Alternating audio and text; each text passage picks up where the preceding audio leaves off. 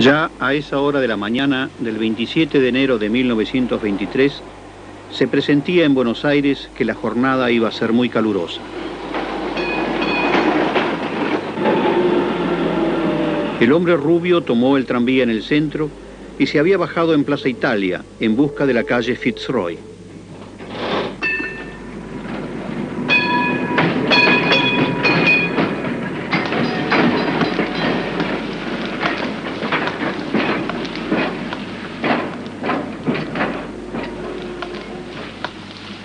Lleva un paquete en la mano, que bien puede ser el envoltorio de su almuerzo o algunas herramientas de trabajo.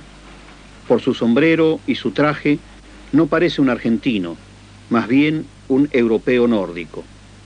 Da la impresión de estar esperando a un amigo. Pero no, mira hacia la casa del coronel Varela, llamado por las clases bajas el carnicero de Patagonia. Lo acusan de haber fusilado a 1.500 peones rurales.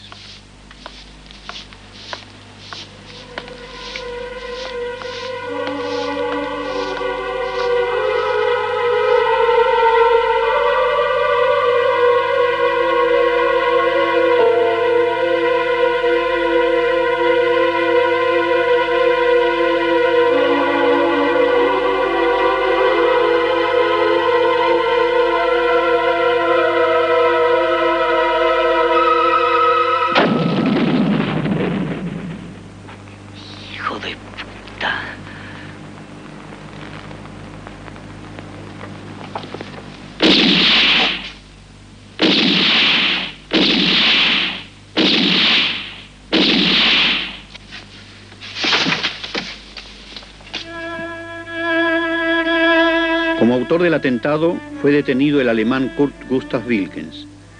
Así comienza el segundo capítulo de una historia de sangre y violencia. Una historia de ángeles y demonios. De ángeles que se convirtieron en demonios y de demonios que se convirtieron en víctimas.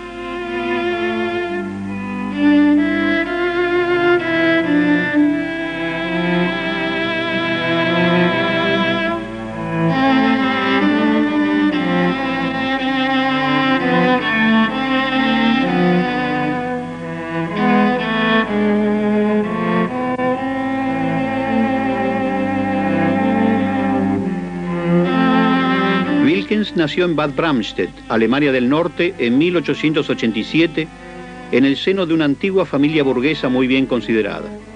Las tierras llanas del norte alemán, con su paisaje melancólico y de colores suaves, ha originado seres humanos de movimientos mesurados, circunspectos, amantes de la tranquilidad y la justicia. El Roland, símbolo de la justicia, preside la plaza de Bad Bramstedt. Frente a él, en épocas pasadas, sus habitantes cerraban trato dándose la mano. Era ley sagrada. En esa misma plaza, la casa natal de Kurt Wilkens hoy. Aquí, antes de los bombardeos de 1944. Así la vio Wilkens de niño. Die Eltern kamen beide aus bäuerlichen Familien. Paul Wilkens, el sobrino, nos relata hoy que los padres de Kurt Gustav eran de origen rural. Habían vivido siempre en esa región y eran muy laboriosos. El padre, alto, apuesto, de naturaleza robusta, exitoso y de reputación comercial en una amplia zona.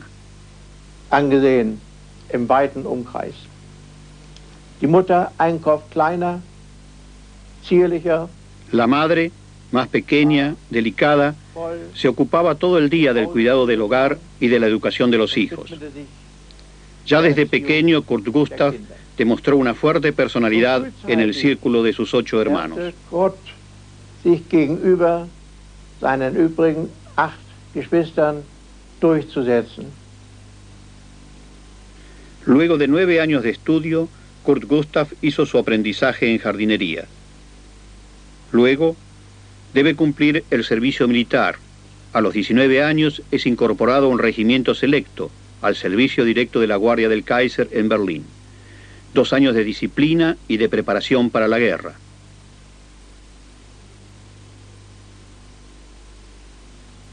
Prusia era el modelo militarista por excelencia, y las armas de Krupp, Mauser y Loeb eran las más codiciadas en el mercado internacional.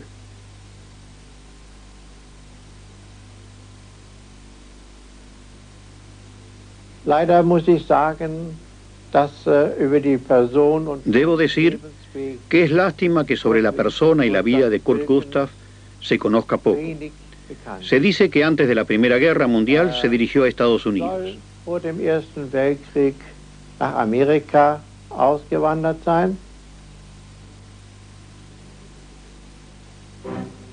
En efecto, cumplido su servicio militar, Kurt quiere conocer mundo, como muchos jóvenes de su generación. En Estados Unidos se une a grupos de suecos, daneses, noruegos y alemanes que llevaban una vida de bohemia y contacto con la naturaleza, tan bien descrita por el escritor Knut Hamsun en Días de Vagabundo. Para vivir, trabajaban en el campo.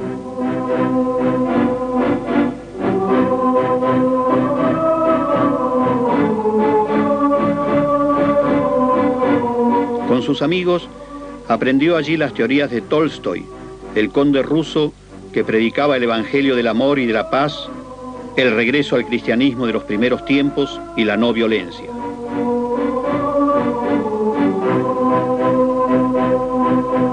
Kurt Gustav Wilkens, el ex soldado de la Guardia del Kaiser, se había convertido en pacifista a ultranza que rechazaba la explotación del hombre por el hombre.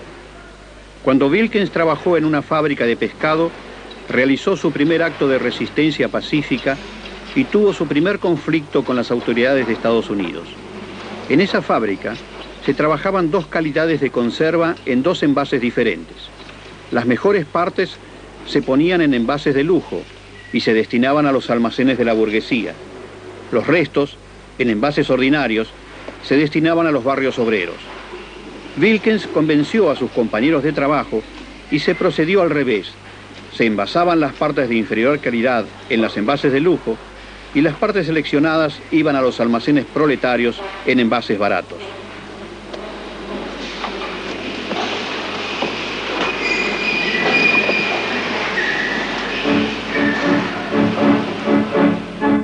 Cesanteado, Wilkens va a trabajar a las minas. En 1914 se niega al llamado a las armas que le llega de Alemania con motivo de la Primera Guerra Mundial y se gana la vida como minero en Arizona. Allí, en 1916, es orador en asambleas y porque habla bien el inglés representa a sus compañeros daneses, suecos, noruegos y alemanes. La huelga es derrotada y Wilkens y otros 1.168 mineros son confinados en Nueva México. Los diarios lo califican del rojo más peligroso del oeste. Wilkens escapa, pero es capturado y por ciudadanía alemana es llevado al campo de prisioneros de Fort Douglas. A fines de 1917, Wilkens escapa otra vez, pero es apresado al fin de la guerra y expulsado a su país de origen, Alemania. En Hamburgo tomará contacto con los socialistas libertarios de la Federación Anarquista en torno a Karl Langer, que editaba la revista Alarm. Sus compañeros hamburgueses le hablan de la Argentina. En ese país hay un amplio movimiento de obreros anarquistas, además regiones paradisíacas como la Patagonia. Regresa a su pueblo natal. En esos días fallece su madre. Resuelve renunciar a su herencia en favor de sus hermanos por valor de 20.000 marcos oro. En ese sentido, deja poder a nombre de su hermano Max. una actitud digna de su maestro León Tolstoy.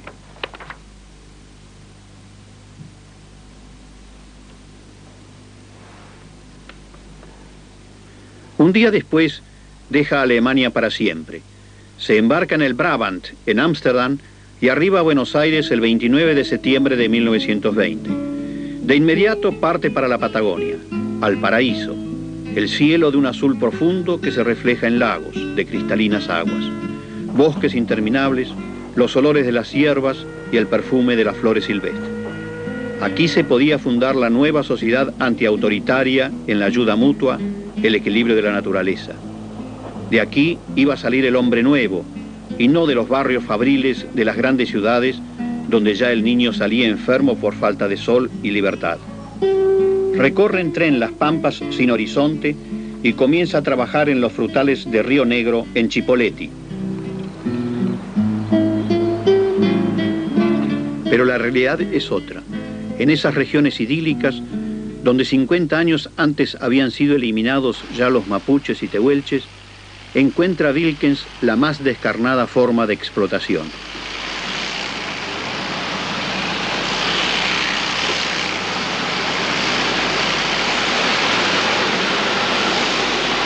La tierra pertenece en su mayor parte a latifundistas europeos, en gran parte británicos, que eran dueños y señores de haciendas y de hombres. Posesiones de más de 200.000 hectáreas administradas desde Londres y servidas por peones chilenos que aguantan callados un sistema medieval. La riqueza fundamental son millones de ovejas, cuya lana va en casi su totalidad a las fábricas textiles de Manchester. Cuando llega Wilkens se habla ya de la crisis de la lana.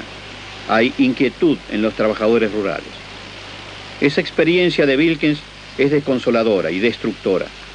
Su imagen de fraternidad, su altruismo, no pueden soportar esta realidad social. Quiere regresar a Estados Unidos con sus amigos libertarios.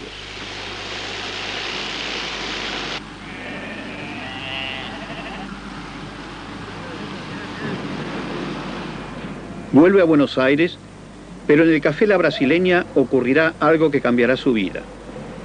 Se le acerca un desconocido quien se presenta como un compañero de ideas. Comienzan una larga conversación. El desconocido le hace preguntas. Wilkens le relata su vida en Estados Unidos y sus luchas como sindicalista. El que dice ser compañero lo invita a ir a su casa para mostrarle unos libros. Wilkens accede. Pero la casa resulta ser la comisaría 16 y el compañero, el agente número 838 de la policía política, Mauricio Gutmann. Wilkens es detenido y prontuariado. El director de Migraciones ordena su expulsión del país. Los libertarios de Buenos Aires inician su defensa. Demuestran que durante su estada en la Argentina, Wilkens ha trabajado siempre. La justicia falla a favor de Wilkens, ordena su libertad y condena al director de Migraciones a 1.000 pesos de multa.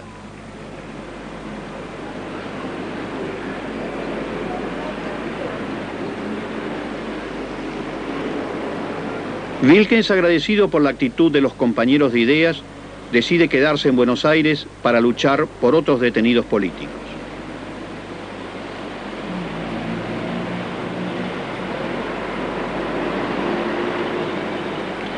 Concurrirá a la Fora, la organización obrera anarquista. En ese local, Wilkens hará buenos amigos. 70 años después, escuchemos a 3 de ellos: Luis Oneto, Emilio Uriondo y Humberto Correale. Por Wilkens, casualmente yo pertenecía al gremio de lavadores de autos, que estaba muy organizado, ¿no?, en ese tiempo. Y él también estaba en ese gremio, estaba trabajando de lavador de coches, porque había venido del interior, ¿no? Pero enseguida se vinculó con los compañeros de la Fora. Él trabajaba en la calle Soler, en el viejo Palermo, ¿no? más allá de la rural, ¿no? Pero yo no trabajaba en ese garaje, trabajaba en otro. Entonces, él empezaba su trabajo a eso de las 12 de la noche y lo dejaba. Nosotros los lavadores de autos lavábamos 8 vehículos. Más o menos dejaba a las 6, las 7 de la mañana el trabajo. Yo lo conocí en el lugar de la Fora, que estaba ahora no me acuerdo de la calle, en el centro de la ciudad. Un hombre muy tranquilo, casi no hablaba con nadie, se sentaba en un banco y se ponía a leer, y ya sabía yo, por Delgado, por sus compañeros que había ahí, que estaba trabajando como lavador de autos. Entonces hablando con Rosina, sí, dice, el compañero Will, que es un gran compañero, ha venido así, y entonces vino la unión. Era un hombre de una expresión risueña, la verdad que trasuntaba mucha bondad.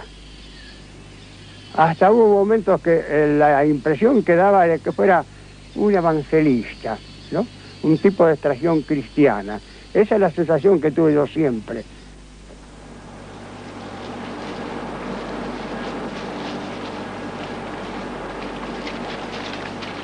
En el otoño de 1921, de la Patagonia comenzaron a llegar las noticias de la inquietud de los obreros rurales.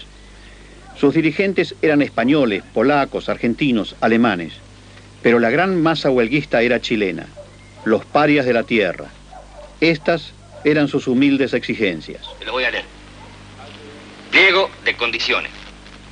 Primero, quedan abolidos los camarotes. Segundo, en cada casa de peones habrá un lavatorio para higiene, para lavarse. Tercero, la luz será por cuenta del patrón. Un paquete de velas mensual por cada peón. Cuarto, cada estancia tendrá un botiquín con instrucciones en castellano y no en inglés. Quinto, sueldo mínimo para ovejeros, campañistas y arreadores, 100 pesos. Sexto, para fomentar el aumento de la población, se dará preferencia a los peones con familias y con hijos. Y no como ahora, que se conchaba solamente a los solteros. Séptimo, los estancieros deberán reconocer como único organismo representante de los obreros a la Federación Obrera de Oficios Varios de Río Gallegos, adherida a la Fora.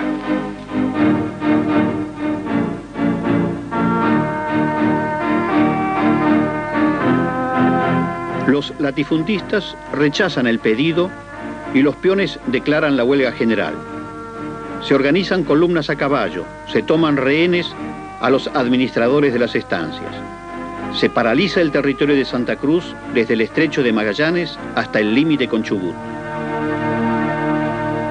Se inician los primeros tiroteos. La policía y los cuerpos de autodefensa de los estancieros combaten a los huelguistas. Caen los dirigentes obreros Zacarías Gracián y Ramón Outerelio. La situación se agrava.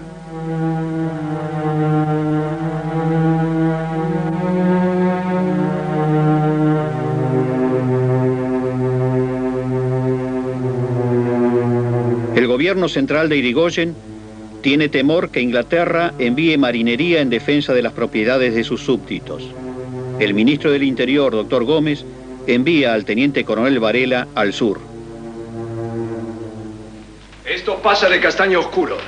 5 gendarmes muertos. Usted tiene que ir a ver qué pasa. Mientras el juez nos dice una cosa, el gobernador nos dice otra. Santa Cruz es una bolsa de gatos. El problema es serio.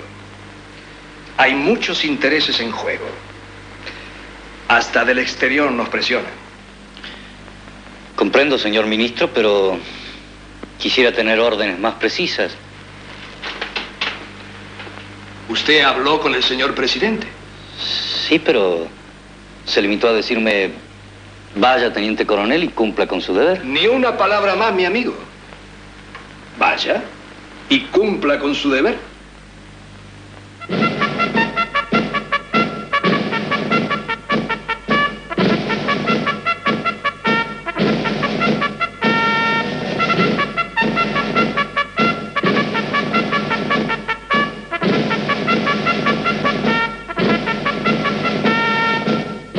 Un buen equipado regimiento con ametralladoras viaja a Santa Cruz.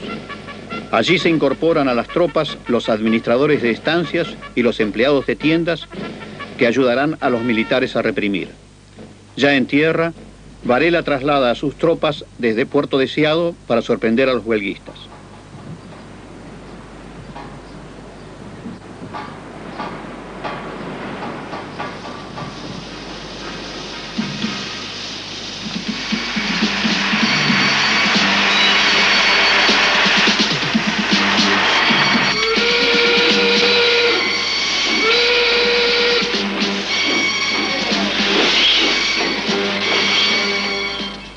El comandante Varela aplica entonces un método fuera de toda norma ética. Hace atraer a los dirigentes obreros para ofrecerles conversaciones. Los hace apresar y los fusila, como en el caso del dirigente criollo Facón Grande en la estación Jaramillo.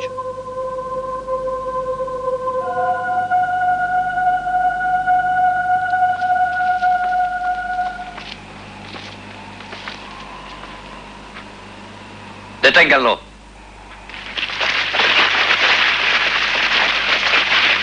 ¡Esto es una traición! Llévenselo. ¡Apunten! ¡Así no se mata un criollo!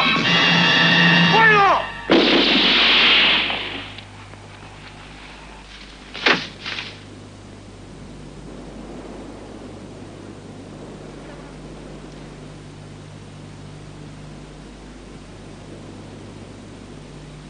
El mismo lugar, 70 años después, el estanciero Baldomero Cimadevilla, propietario de las tierras y exintendente de Puerto Deseado, nos relata.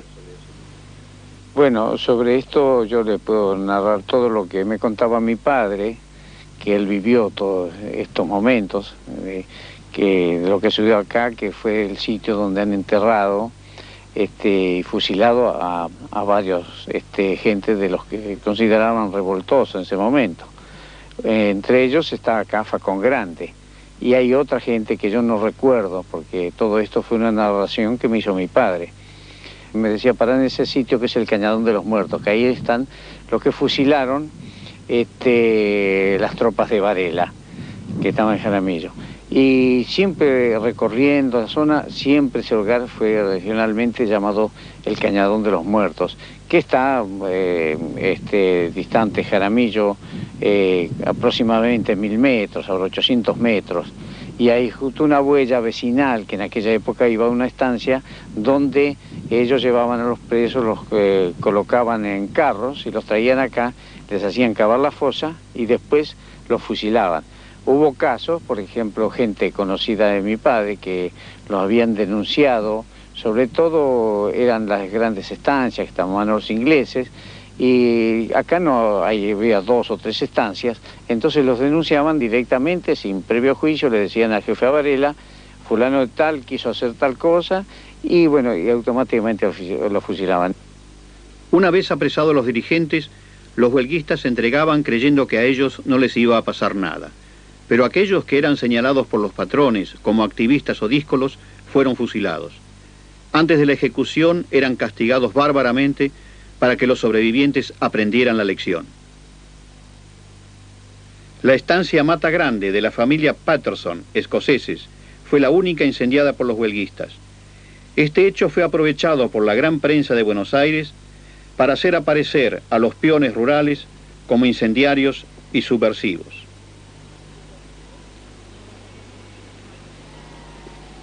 La casa hoy, tal como fue reconstruida. El galpón, que no fue quemado en aquel entonces, en la actualidad.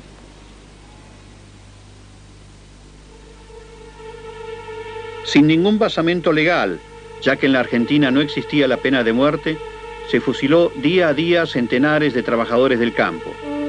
En las estancias San José, 108, Tres Cerros, 80, El Cerrito, 18, Bella Vista, 40, Corpen, 320, La Alianza, 120, Casterán, 53. Las víctimas son arrojadas a tumbas masivas o quemadas. Se ejercía el derecho de botín y a los condenados se los despojaba, antes de ejecutarlos, del poco dinero que poseían y de sus caballos. En la estancia La Anita se fusiló a 440 trabajadores.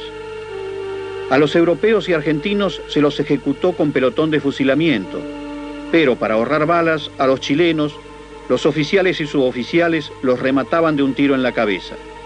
Eran considerados seres de segunda categoría.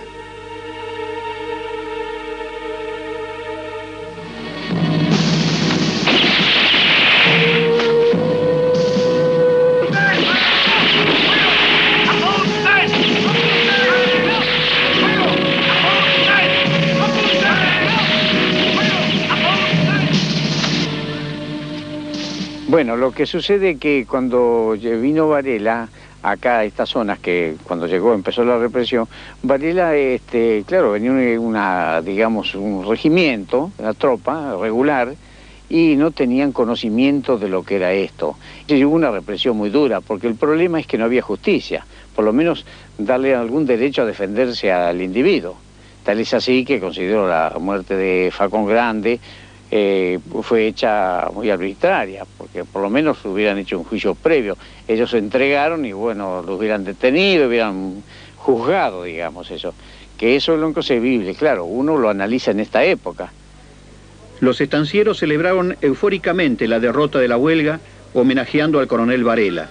Los diarios de la época informaron detalladamente sobre la gran fiesta de despedida. El recuerdo de vuestra actuación en la Patagonia perdurará en la memoria de sus habitantes como enseñanza de lo que son capaces los hombres inspirados en el cumplimiento del deber y en la grandeza de la patria.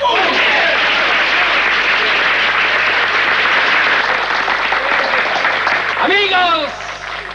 For he's a jolly good fellow, for he's a jolly good fellow, for he's a jolly good fellow.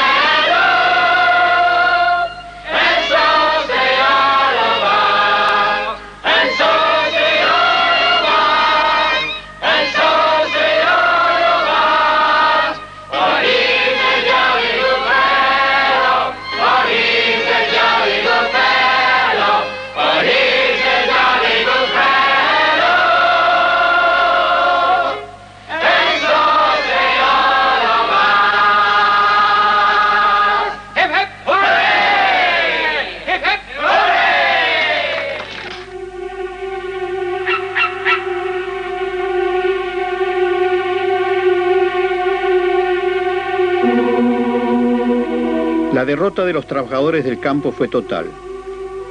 Sus locales fueron destruidos, sus imprentas robadas, sus bibliotecas quemadas. Las tumbas masivas quedaron sin cruces. Nadie se atrevió siquiera a señalarlas. Durante más de medio siglo no se volvió a discutir más ningún convenio laboral. La masacre se borró de la memoria histórica. Solo los peones chilenos, en los fogones de la noche, hablan en voz baja de la tragedia.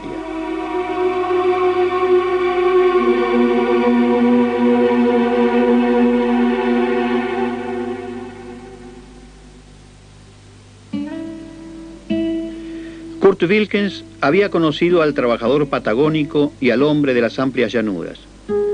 Los amaba entrañablemente por su sentido de la amistad, su hospitalidad, por su humildad y sencillez. Lo habían llamado cariñosamente gringo y habían compartido con él lo poco que tenían. Wilkens fue conmocionado por las noticias de los fusilamientos de los trabajadores rurales. El extranjero no podía sufrir injusticias. Desde ese momento concurre a todos los mitines donde se informa de lo ocurrido y se mezcla con la gente de pueblo para escuchar lo que opinan. Guarda siempre silencio, no emite opiniones. Solo una vez se le oye decir: Si ese coronel sigue viviendo, volverá a cometer una segunda masacre.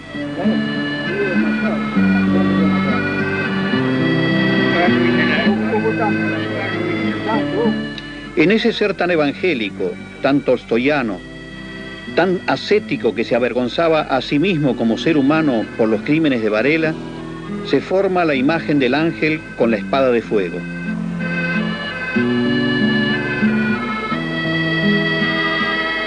Y entonces resuelve hacerlo a Varela.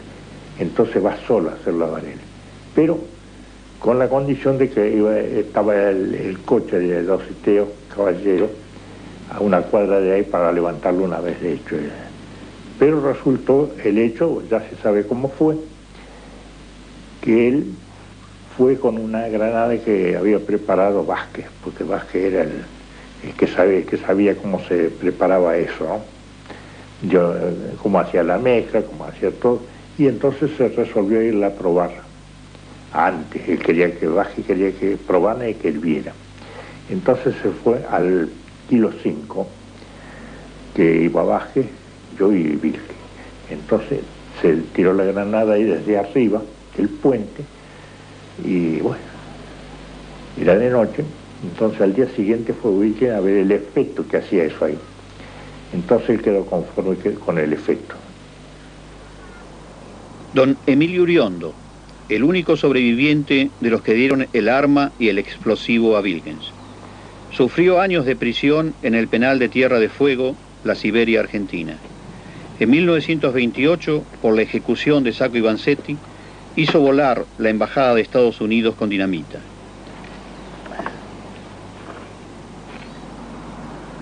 En el atentado contra Varela, un compañero quiso ayudar a Wilkens, pero este no aceptó. Él decía que para una persona no hace falta dos personas. Eso es lo que le dijo a Ateo. Cuando Ateo quiso intervenir en un hecho, le dijo, no, compañero, para una persona, una sola persona. Usted está ahí.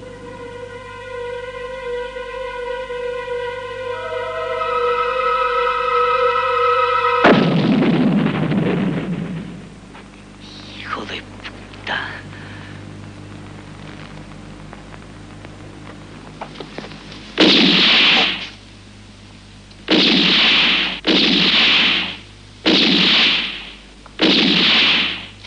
A la absoluta precisión con que Wilkens había preparado el atentado, se cruzó un imprevisto. Cuando arrojó la bomba se aproximó la niña María Antonia Palazzo, de 10 años. Wilkens la cubrió con su cuerpo y recibió así el impacto de esquirlas que le fracturaron la pierna izquierda. No pudo huir y fue detenido por el policía Nicanor Serrano, quien lo castigó duramente. Ante la policía, Wilkens es muy parco, solo dice, he vengado a mis hermanos, acto individual, único autor, fabriqué la bomba sin ayuda. La habitación de Wilkens es allanada. Poco es lo que hallan, algunos humildes muebles y libros en alemán que la policía, para comprometer más al acusado, dirá que están en idioma ruso. Un cuadro con el retrato de León Tolstoy es destrozado a patadas para ver si en el mismo hay mensajes subversivos.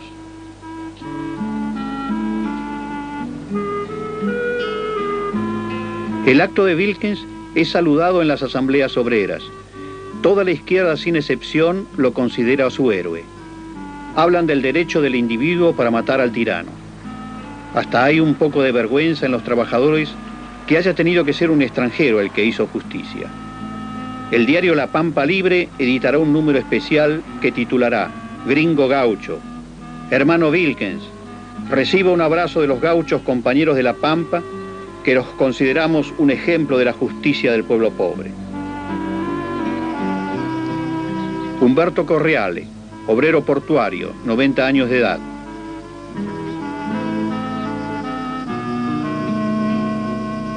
...70 años de lucha por la utopía del anarquismo no violento. Para salvar al rebaño hay que matar al lobo. Y esa frase de matar al lobo para salvar al rebaño prendió a mucha gente joven como yo, pero mucha gente, y algunos que no eran jóvenes, ¿no? En realidad no quedaba otra alternativa, porque se corría el riesgo de que esos lobos repitieran la hazaña, ¿no?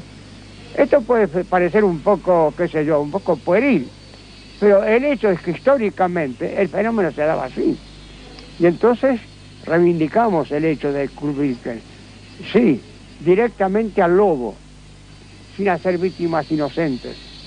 Y un hecho que se justificaría plenamente a través de todas las hazañas y monstruosidades cometidas por el lobo. Wilkens fue enviado a prisión. Los presos comunes y políticos lo recibieron con aplausos y vivas.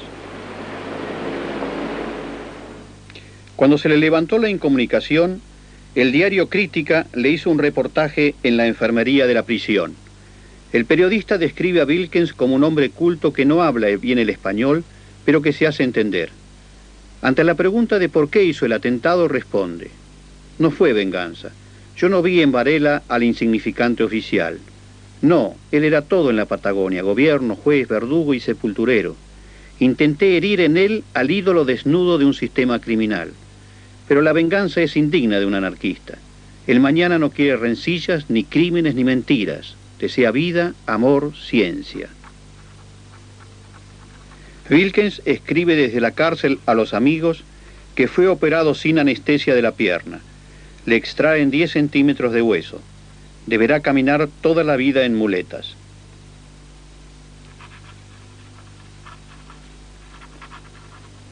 Por último, pide libros en alemán: Tolstoy, Anatole France, Büchner, Dostoyevsky y los teóricos del anarquismo.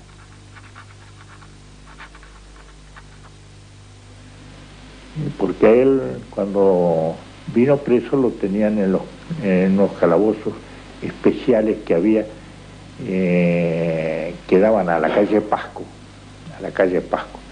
y entonces era la pared que daban a esa calle, y entonces era fácil hacer volar eso, hacer un boquete para sacarlo.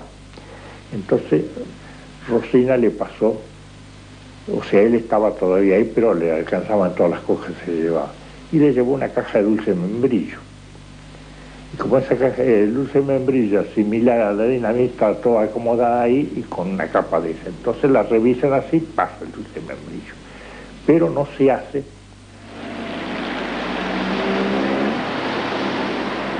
Los compañeros no llegarán a tiempo para liberarlo. Días antes había entrado como guardiacárcel a la prisión un miembro de las brigadas fascistas, Pérez Millán Temperley, pariente lejano del coronel Varela.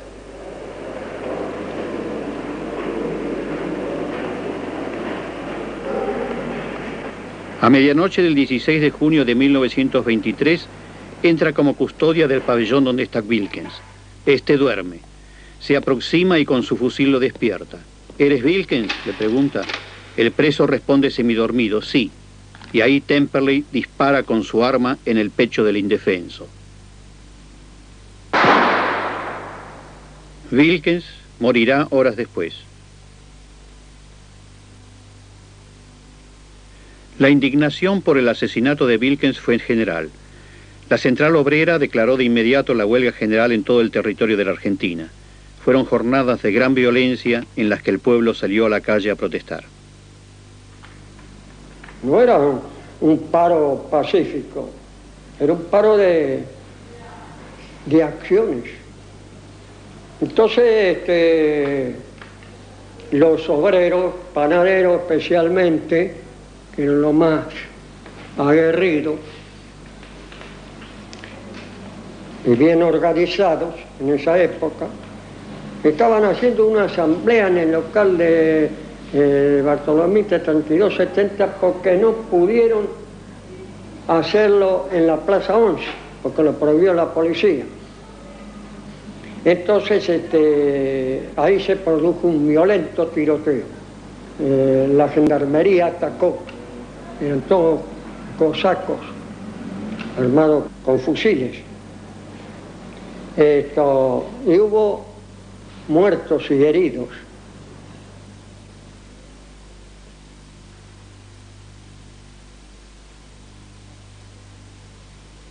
Y la gente se conmovió. Entonces, la Cora organiza un acto, ¿no? Y empieza a fluir gente, que no tiene nada que ver ni con el movimiento obrero, ni con el anarquismo, ni con ninguna cosa de... Pero es que el hecho que se vino operando, la manera como se vino operando el proceso de liquidación de Kurt Wilkens, conmovió mucho a la opinión pública y produjeron mucho repudio, ¿no? Con toda la razón del mundo, no porque uno fuera parcial del asunto, sino porque en realidad era así. Ahora, hay una justicia, los condena, la justicia burguesa los condena, macanudo, pero esa secuela de persecución hasta el asesinato, ¿no? Es una cosa que a la gente no le gustó. Las noticias de la muerte de Wilkens llegaron a Alemania, donde se realizaron mitines de protesta y de homenaje al caído. 2 años después, amigos de Wilkens lo vengaron matando a su asesino. El coronel Varela fue muy pronto olvidado por políticos y militares. En su tumba hay una sola placa que dice: los británicos de la Patagonia al coronel Varela, ejemplo de honor y disciplina en el cumplimiento del deber.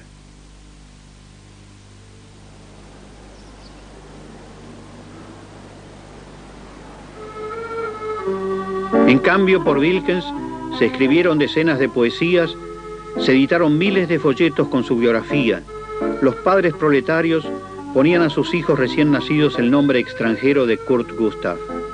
Las canciones populares de recuerdo al extranjero florecieron en los labios de las costureritas, de las muchachas fabriqueras y por sobre todo de los payadores. Los cantores populares en los suburbios de las ciudades y en las lejanías patagónicas recordaban al extranjero que hizo justicia por la muerte de tantos modestos peones de campo. Un cerro que emerge en las inmensidades de la interminable estepa lleva el nombre de Kurt Gustav Wilkens, bautizado por los peones chilenos, los más humildes de los humildes. Vengo a saludar a un mártir,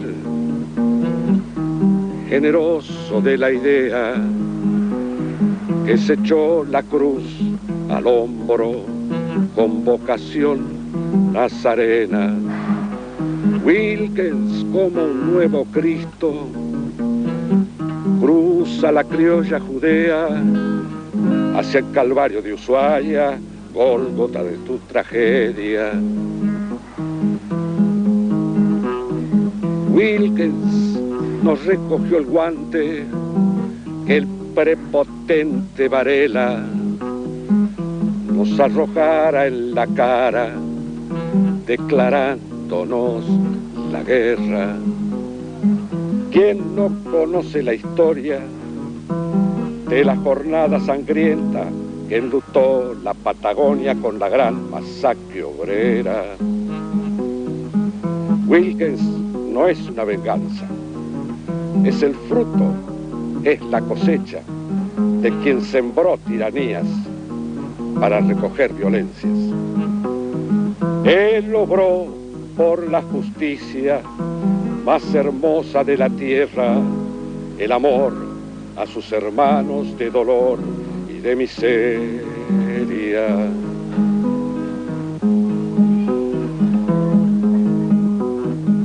Wilkens no es una venganza, es el fruto, es la cosecha de quien sembró tiranías para recoger violencias.